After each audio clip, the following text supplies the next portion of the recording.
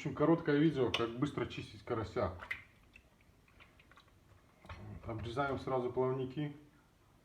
Можно использовать нож, но ножницами это делать подручнее.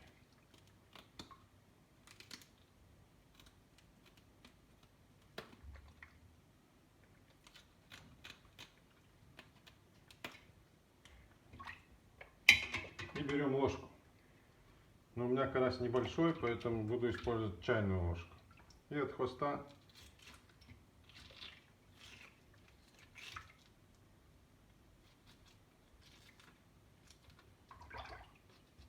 снимаем ложкой.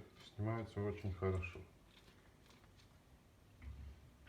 Если нет ложки, например, где-нибудь на природе, можно пальцем даже поддеть. Также ложкой добираем. Видно все хорошо, да? Угу.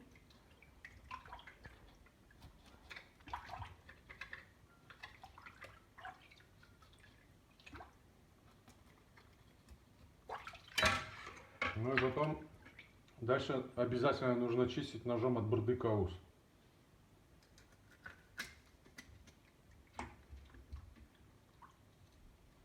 Это не реклама, реально нормальный нож.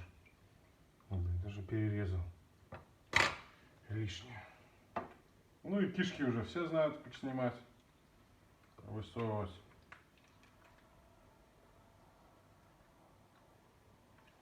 Все, рыбка у нас карась выпотрошен. И корка тут даже чуть-чуть есть. Лишаем рыбку головы. Тем же самым ножом от бырдыка ус. Все. Нож бырдыка ус.